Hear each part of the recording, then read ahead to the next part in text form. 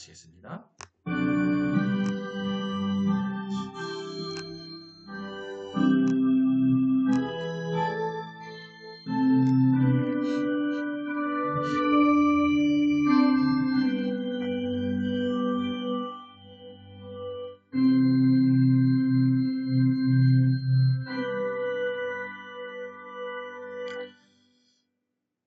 오직 여호와는 그 성전에 계시니 온 땅은 그 앞에서 잠잠할지니라 하시니라. 하나님 영이시니 예배하는 자가 영과 진리로 예배할지니라. 수고하고 무거운 짐진 자들아 다 내게로 오라. 내가 너희를 쉬게 하리라. 사랑의 하나님, 오늘도 저희들이 돌아오기를 기다리시고 또 우리 함께 하신 하나님이시여, 죄 많고 흠 많은 저희들이 예수님의 십자가와 부활의 은혜에 의지하여 주님의 몸된 교회로 나왔습니다.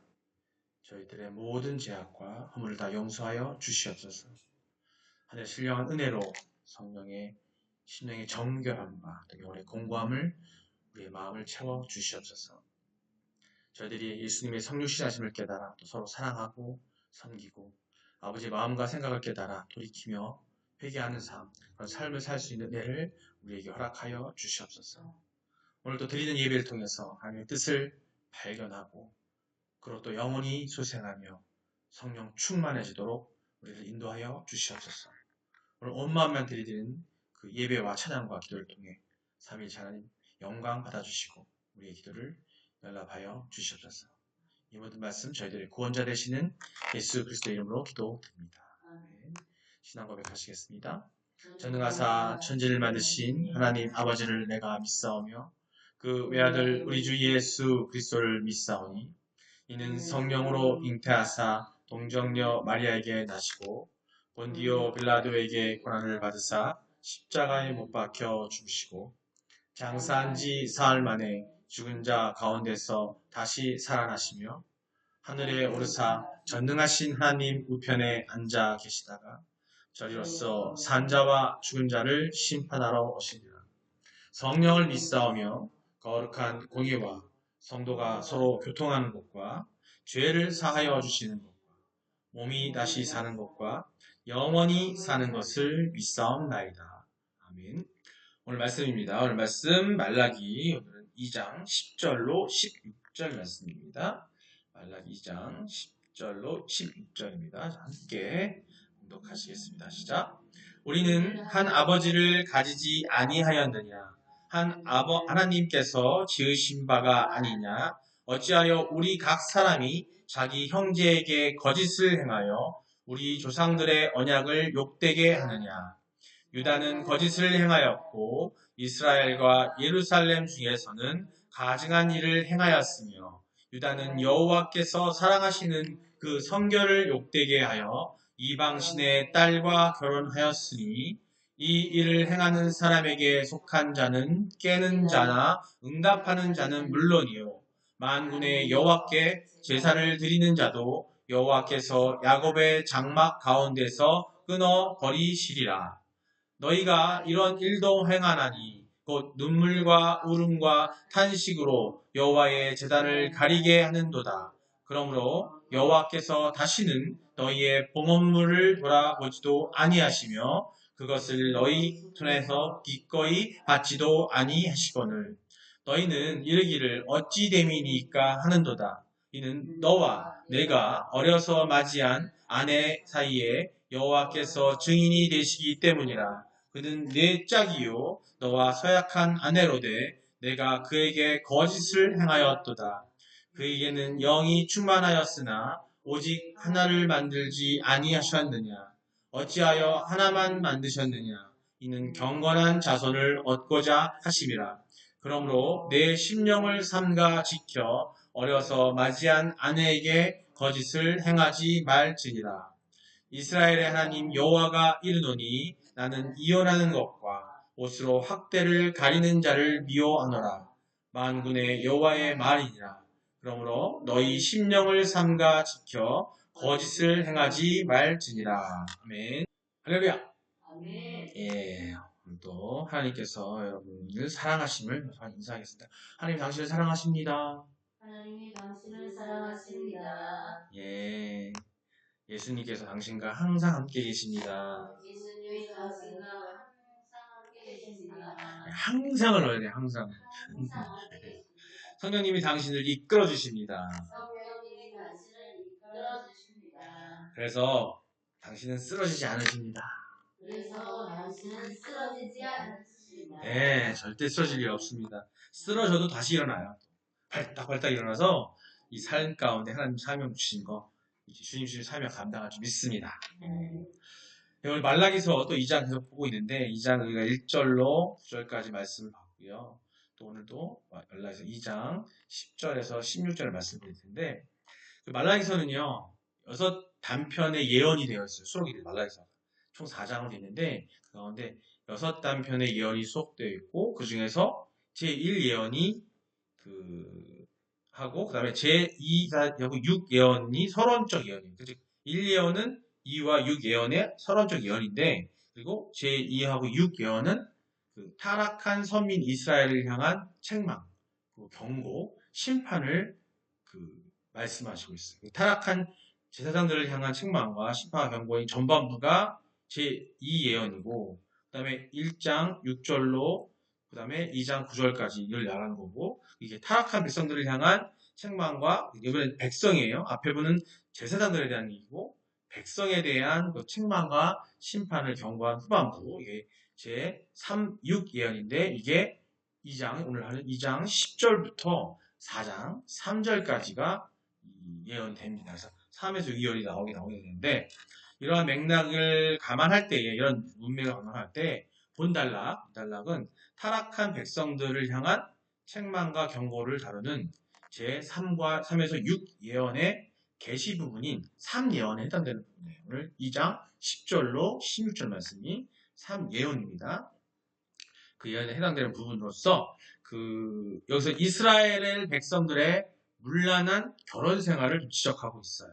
책망하고 경고하고 있고 또 이스라엘 백성들이 하나님의 율법을 버리고 육신의 정욕을 쫓아 우상 숭배자와 통원, 즉 이방에도 좋은데 우상 숭배를 하는 자들과 통원한다는 거예요. 그렇게 해서 막 만나고 이 통원은 뭐냐면 단순히 그냥 뭐 결혼을 하는 것도 있지만 조강기철을 버리고 그들과 교류하고 그들과 만나는 이런 것들 말하는 겁니다. 그런 문란함이 그 마지막 때 있었던 거예요. 그때. 그래서 그런 것들을 하나님이 하나님을 증인으로 삼아 또 언약을 세우고 또 결혼한 아내, 즉 아까 말씀드린 조강지처 이런 사람들을 갖다가 버리고 또 성적으로 문란하게 행하는 죄악을 지적하고 책망하고 경고하는 그런 내용이 이 본문에 있습니다. 이스라엘 백성들의 행위는 다 일단 하나님께서 세우신 결혼 제도를 파괴하는 것이었고 이게 문제였고 하나님은 태초에 인간을 지으시고 결혼 제도를 세워줬는데 그것은 일처의 결혼 제도였어요. 여러분 아시겠지만은 이슬람 국가들은 뭐예요? 일부 다처제예요. 그들이 하나님의 애초에 계획하고 다른 방향으로 가고 있는 거죠. 그런 것처럼 또 언약을 또 세우고 결혼을 통해서 한 몸을 이룬 부부는 죽음이 두 사람을 나누기까지는 스스로 나뉠 수 없었다. 하나님의 말씀, 하나님이 계획하신 거예요. 하지만 이스라엘 백성들은 하나님께서 세우신 결혼 제도를 파괴하고 여러 연인들을 아내를 맞이하는 것등 또 아직 어려서 맞이한 아주 조강지처를 버리기까지 했습니다. 그리고 더욱 통탄스러운 일은 뭐냐면 우상 숭배하는 이방인들의 딸까지 아내로 맞이했던 거예요. 그것 때문에 하나님께서 많이 노하셨던 부분을 선지자를 통해서 얘기하고 계시는 거고 또 하나님은 율법을 통해 이방인과 통혼을 엄격하게 금하셨어요. 신명기 7장 3절로 나와 있는데 이게 뭐냐면 선민의 순수성을 보존하기 위함이었다고 합니다. 이게 우상 숭배하는 이방인과 통혼을 통해서 선민의 여호와 신앙의 순수성을 변질되는 것을 막기 위한 것이었고 결혼은 단지 두 사람의 육체적 결합을 넘어서 그 두 사람의 신앙, 또 인격, 그리고 가문의 결합이기도 하기도 합니다. 따라서 선민의 우상 숭배와의 통혼은 필연적으로 여호와의 신앙의 순수성이나 선민의 언약 백성으로서의 순결을 상실하게 할 수 있기 때문에 이렇게 경고한 거죠. 이는 애국 공주 등 이방 여인들과의 결혼했던 솔로몬이나 시돈의 공주와 또 이방인 여배가 결혼했던 시돈 같은 경우도 그만으로 나오게 돼 있고, 그러나 말라기 시대에 이스라엘 백성들은요 타락해서 율법을 버리고 육신을 쫓아 육신이 원하는 그 욕망을 쫓아서 그렇게 행했던 거예요. 그들의 어떤 그 맹약한 그런 아내와의 이혼, 즉 하나님 안에서 약속했던 아내와 이혼, 그리고 물론 우상 숭배자들과도 통혼하였던 것이 문제였다는 거죠. 말라기 시대의 이스라엘 백성들이 신앙의 어떤 그토록 타락하게 된 것도 바로 이와 같은 문란한 결혼 생활과 연관되어 있습니다. 사실 지금 이 시대에 믿음의 가정과 믿음의 사람과 만나서 결혼하는 것들이 제가 가끔 청년들한테 젊은 사람들 얘기를 하거든요. 아, 이거는 꼭 뭐 그럴 필요 있겠어. 믿음이 강하다면, 내가 믿음이 강하면 믿음이 없는 사람과도 만나서 그들을 변화시키면 되지 않나. 근데 사실상 하나님 말씀에 의하면은, 어, 번창과 이 번영, 이 자손의 흐름은 하나님의 뜻을 가진 사람들이 만나서 번영시킴이 맞긴 맞아요. 네. 하지만 이 시대에 워낙 또 없다 보니까 여기서 말하는 이방인들, 또 우상숭배하는 자들, 그나마 우리가 분별한다고 한다면 믿음이 없는 자라 할지라도 그나마 다른 우상숭배에 젖어 있는 사람들, 그런 사람들은 사실은 그런 것 때문에 신앙이 불신이 많거든요. 근데 결혼 전에 바뀌었어. 바뀌면 만들었어. 정말로 내가 인간적으로 살아가는 사람이 있다고 한다면 어쩌면 그 사람을 열심히 전도해서 하나님 앞에 무릎 꿇고 주 예수 그리스도를 영접하는, 회개하고 거듭난 사람으로 만든 후에 결혼하면 옳다고 봐요. 그런 절차를 밟지 않고선 뭐 이런 거 있잖아요. 내가 결혼하면 내가 하나님 만날게. 이게 아니야. 이건 아니야. 교회 갈게. 이건 아니라는 거죠. 정말로 진정으로 회개하는지 안 하는지를 확인해야 돼요. 어쩌면 그러려면 우리 스스로가 우리 자녀들한테 얘기할 때도, 또 형제들한테 얘기할 때도, 결혼 정년기를 앞둔 사람한테 얘기할 때도 그들이 먼저 온전하게 하나님을 알아야 돼요. 하나님 안에서 바로 서 있어야 그게 가능하다는 거죠. 바로 서 있어야 내가 만나서 마음에 가는 사람을 갖다가 하나님 안으로 끌어올 수 있는 힘이 있는 거고, 결혼 전에 할 수 있던 그 생각도 가질 수 있는 거기 때문에 더욱 중요한 건 내가 먼저 하나님 안에서 온전한 사람이 되어야 된다고 말씀드리고 싶습니다. 가정은요, 창조주 하나님께서 당신의 창조 원리에 따라 세우신 사회 제도 중에서 부부를 중심으로 혈연 관계자가 함께 살고 있는 가장 작은 사회예요. 사회에서 가장 작은 단계라는 거예요. 그래서 가정이 되게 중요해요. 가정이 하나님 앞에 온전하지 못하게 되면 이 사회 자체가 문제가 발생하는 거죠. 그래서 가정 안에서의 이 하나님의 말씀 안에 사는 것이 얼마나 중요한지를 또 얘기해 주고 있습니다. 인간은 이 가정을 통해서 태어나고 가정을 중심으로 일평생 살아가게 되고요. 그리고 가정을 통해서 인간은 사랑과 양육 또 보호를 받으면서 그 삶을 온전히 실현시킬 수가 있습니다. 이런 가정의 핵심은 부부예요. 그래서 오늘 말씀 나오는 것 중에 이 부부에 대한 부분 되게 나오는 거예요. 부부가 중요한 거예요. 부부가 어떻게 되느냐에 따라서 그 자녀가 어떻게 온전해질 수 있는지 그런 부분. 그래서 부부가 온전해져야 된다는 얘기거든요. 그래서 인간의 타락은요, 이 같은 부부 관계에서 관계도 왜곡시켜서 본문에 나타난 우리 이스라엘 백성들이 가정 파괴와 같은 현상을 초래하게 됐습니다. 이런 상황에서 그리스도 안에서 거듭난 성도들은 하나님의 창조 원리를 따른 아름다운 가정과 정상적인 부부관계를 이루기 위해 힘쓰지 않으면 안 된다는 거예요. 한편 하나님께서 일부 일처의 결혼제도를 세우신 최대의 목적은 경건한 자손을 얻기 위한 것이라도 하였습니다. 예? 근데 그러므로 성도들은요, 하나님이 세우신 그 결혼 제도에 따라 오직 한 아내와 남편만으로 만족하고 사랑하는 것은 물론 하나님을 모르는 불신자나 우상 숭배자들과의 결혼을 금함으로써 경건한 자손을 얻고 그들을 경건하게 양육하는 데 힘써야 한다는 거죠. 사실 그렇게 해도 경건하지 않고 온전하지 못한 자녀가 나오고 할 수가 있어요. 사실 부부관계가 되게 중요해요. 뭐 목회자 가정에서도 부부관계가 겉으로는 그러지만 부부관계가 안 좋고 그 하나님 말씀 안에서 온전한 삶이 안 살게 되면은 자녀들이 힘들어지는 상황이 발생해요. 그거는 우리가 정말 많이 기도하고 고민해야 될 부분이긴 합니다. 오늘 본문 중에 많은 것들 중에서 13절을 통해서 한번 얘기 나누려고 하는데, 오늘 제목 보이시는 것처럼 타인에게 고통을 안겨준 자의 기도를 과연 하나님께서 연락하시겠습니까? 라는 질문이에요. 타인에게 고통을 주면 안 된다는 얘기를 하는 거겠죠. 예, 먼저 13절 다시 한번 읽어보겠습니다. 시작. 너희가 이런 일도 행하나니 곧 눈물과 울음과 탄식으로 여호와의 제단을 가리게 하는도다. 그러므로 여호와께서 다시는 너희의 봉헌물을 돌아보지도 아니하시며 그것을 너희 손에 기꺼이 받지도 아니하시거늘. 아멘. 예, 너희가 이런 일도 행하나니 곧 눈물과 울음과 탄식으로 여호와의 제단을 가리게 하는다. 이런 일에 해당되는 울음과 탄식이 뭐냐면 내가 남에게 해를 끼쳤고 남을 울음을 하게 하고 탄식을 하게 했던 행동을 하게 한다는 얘기를 하는 거예요. 여기 선지자는요, 이스라엘 백성들의 또 다른 죄악을 지적하고 있습니다. 그것은 다른 사람으로 눈물을 흘리게 한 죄악이라는 거예요. 선지자는 이렇게 말합니다. 이스라엘 백성들이 눈물과 울음과 탄식으로 여호와의 제단을 가리게 한다고 하였습니다. 이스라엘 백성들은요, 이방 우상 숭배자의 딸들과 결혼하면서 그들이 젊어서 취한 조강지처를 버렸어요. 눈물을 흘리게 한 거죠. 그리고 버림받은 여인들은 눈물과 울음과 탄식의 세월을 보내야만 했던 거죠. 이 하나님은 그들의 기도, 그들의 예물을 철저히 거부하실 것을 선언하는 어떤 구절이에요.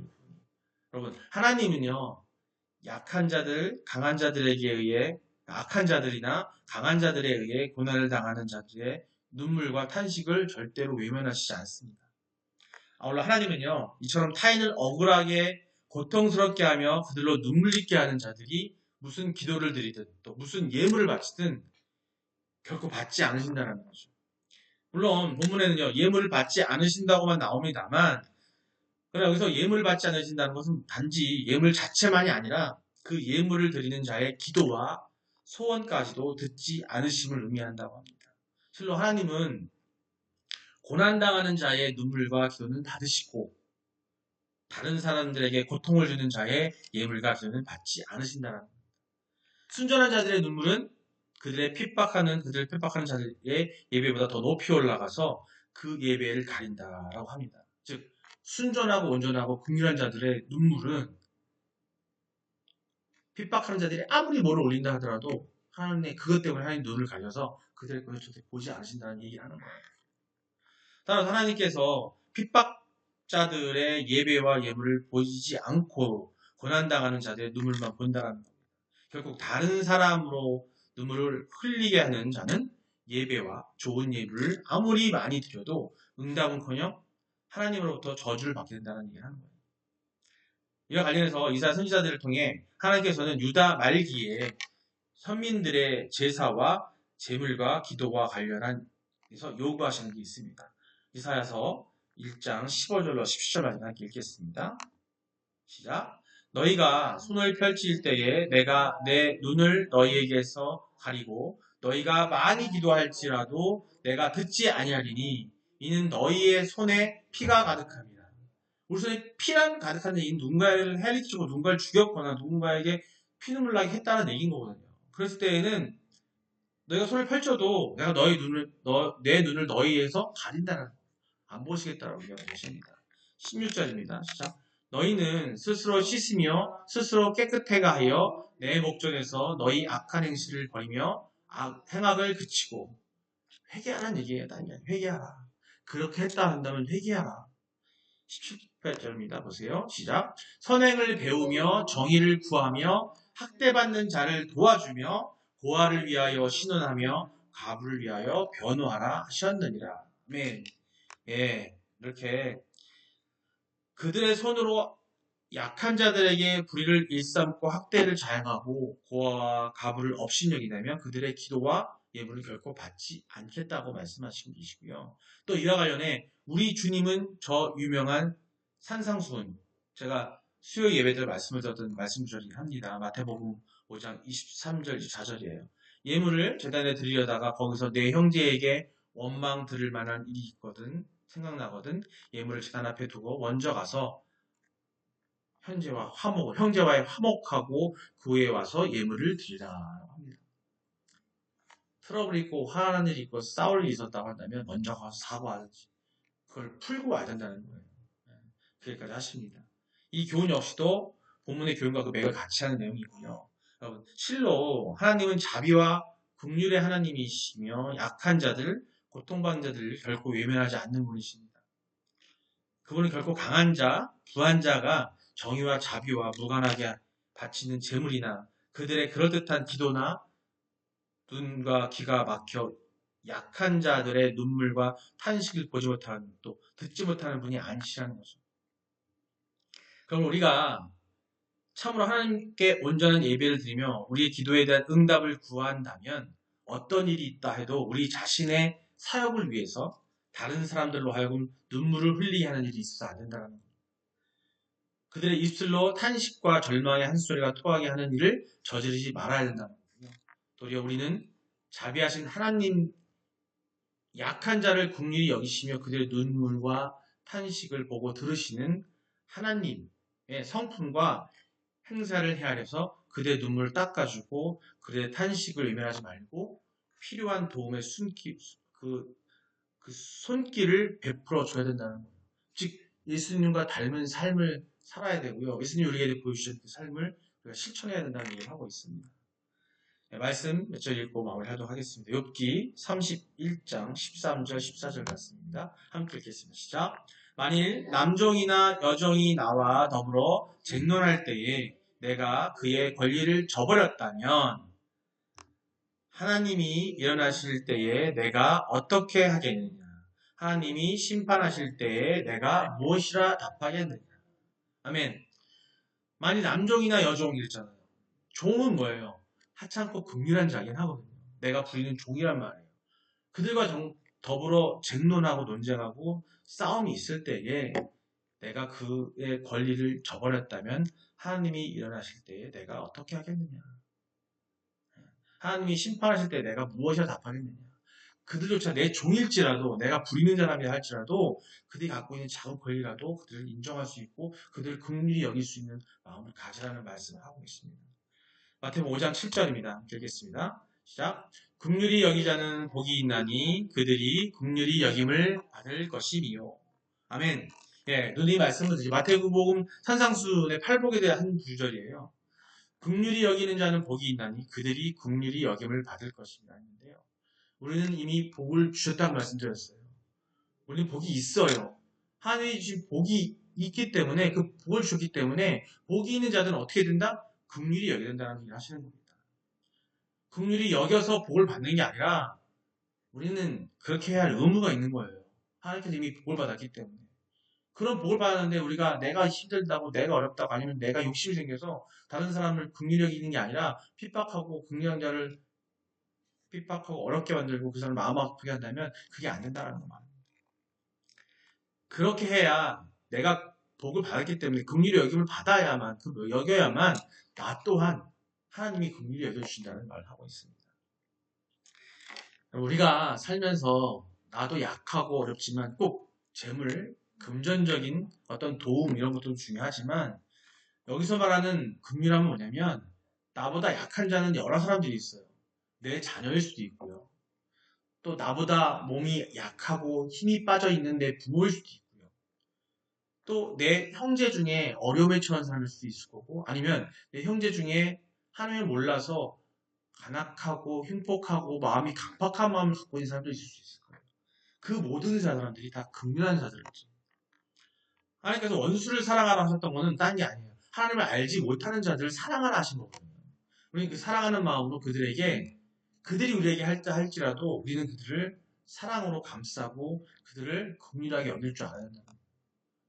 긍휼한 마음이 생겨야 그들을 내가 없지만 있는 거 가지고 도울 수도 있는 거고 그 사람들이 강팍한 마음이지만 우리가 하나님의 사랑의 예수 그리스도의 그 사랑의 마음으로 그들을 감싸 안을 수 있는 힘이 생기는 거고요. 또 나보다 약하고 어려운 사람, 힘든 사람들에게도 도움을 줄 수 있는 겁니다. 바로 다른 게 아니에요. 긍휼한 자는 다른 게 아닙니다. 하나님을 알지 못해 그 안에 살지 못하는 사람들. 그래서 그 긍휼함을 깨닫지 못하는 사람들이 바로 우리가 생각하는 긍휼한 사람들이고 지금 이 시대에 우리가 그들에게 해야 될 거 뭐냐면 그들을 긍휼하게 여기사 하나님이 주셨던 하나님에게 우리에게 주신 사랑을 그들에게 전하고 알리고 그들로 하나님을 알게 하는 게 바로 그게 우리가 그들에게 긍휼함을 베풀고 그들에게 사랑을 베푸는 것인 줄 여러분이 그 믿음으로 행하고 그 믿음으로 살아가시기 주님을 축원합니다. 예, 우리 모두 기도하시겠습니다. 제가 말씀을 듣고 말씀을 통으로 기도하게 되었는데요. 하나님이 주신 우리에게 주신 그 사랑, 우리를 긍휼하게 여기심을 주시는 그런 복을 우리는 이미 받았습니다. 우리 그 복 받았음에 감사하는 기도하시고 그 복을 받은 그것으로서 그 마음으로 세상의 모든 사람들, 하나님을 알지 못하는 그 사람들에게 또 지금 이 시간 그 알지 못하는 내 주변에 가족들이 있다면 또 내 주변에 형제들이 있다면 내 주변에 이웃이 있다면 그들을 위해서 그들을 내가 긍휼하게 여길 수 있는 내가 마음을 갖게 해달라고 그런 마음을 하나님이 닮은 예수님 닮은 그런 마음을 갖게 해달라고 우리가 같이 주여 부르고 기도하시겠습니다. 주여 아버지 사랑의 하나님 우리 너무나 나약하지만 아버지 주신 그 믿음이 있습니다. 그 믿음 가운데 아버지를 사랑을 받아서 우리는 그 긍휼을 받고 있고 그런 복을 이미 받았습니다. 아버지 하지만 우리 깨닫지 못하고 그 복을 받은 우리의 의무고 사명이 세상을 긍휼히 여기고 하나님을 알지 못하고 하나님을 따르지 못하고 믿지 못하는 사람들에게 그 긍휼함이 있음을 우리가 깨닫고 그들에게 그 긍휼함을 보일 수 있는 우리가 되기에 아버지 우리의 깨달음을 허락하여 주시옵소서. 아버지 우리 그 사랑을 받은 우리가 그들을 사랑하게 하시고 내 주변에 내 자녀들이 아버지를 알지 못할 때에 내 가족이 알지 못할 때에 내 부모가 그것을 알지 못할 때에 내 자식이 그것을 알지 못할 때에 그들에게 내가 강하고 강박하고 어리석게 그들을 상처 주는 것이 아니라 예수 그리스도의 그 사랑의 마음으로 예수님께서 우리에게 죽으셨던 그 사랑의 마음으로 그들에게 하나님의 말씀을 사랑으로 전하는 우리가 되게 하여 주시옵소서. 그럼 우리가 온전하게 하사 그를 비침으로 하나님께서 우리를 불러 부르실 때에 아버지가 당당하게 그들을 긍휼히 여겼다 그들을 사랑했다고 말할 수 있는 우리가 되게 하여 주시옵소서. 아버지 원하고 바랍니다.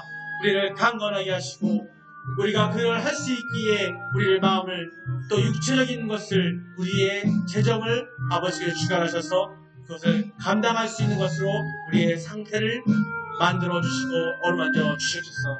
이 모든 것을 사랑하신 예수님 이름으로 기도드립니다. 네, 감사합니다. 주님 감사합니다. 사랑의 하나님 은혜가 충만하시고 사랑이 많으신 할아버지 하나님 감사합니다. 아버지 오늘 말씀을 통해서 아버지께서 이미 우리에게 복 주시고 우리를 긍휼하게 여기심을 깨닫습니다. 아버지 그것의 전제는 우리에게 의무가 있음을 알고 있습니다. 아버지 믿지 못하고 예수 그리스도를 믿지 못하고 성령의 이끌음을 받지 못하는 믿음 없는 자들에게 아버지 그들이 갖고 있는 그런 긍휼함을 우리에게 깨닫게 하시고 그들을 사랑으로 예수 그리스도의 그 사랑으로 그들을 안을 수 있는 우리의 사랑하는 마음을 허락하여 주시옵소서. 아버지 그리고 그들을 내 형제를 내 부모를 내 자식을 내 이웃을 아버지의 그 긍휼한 마음 안으로 끌어올 수 있는 우리의 강건함과 우리의 의지를 우리에게 허락하여 주시옵소서. 아버지 그러기 위해서 우리 믿음의 아버지의 자녀들에게 영적인 건강을 허락하시고 육적인 건강을 허락하시고 또 재정의 풍요함을 허락하셔서 그것들을 다른 사람들을 긍휼히 여기고 그들을 아끼고 살아가는데 쓰일 수 있도록 아버지요 그것을 어루만져 주셔서 우리를 완성케 하여 주시옵소서. 아버지 그런 우리가 되게 하시고 그걸 위해 열심히 달려와 살고 있는 우리를 되게 하여 주시옵소서. 예수 그리스도의 이름으로 기도드립니다. 아멘. 주기도 문을 마치도록 하겠습니다. 하늘에 계신 우리 아버지여 이름이 거룩히 여김을 받으시오며 나라가 임하오시며 뜻이 하늘에서 이루어진 것 같이 땅에서도 이루어지이다.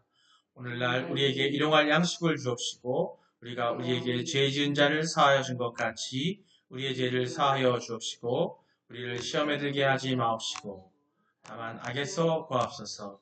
대개 나라와 권세와 영광이 아버지께 영원히 있사옵나이다. 아멘.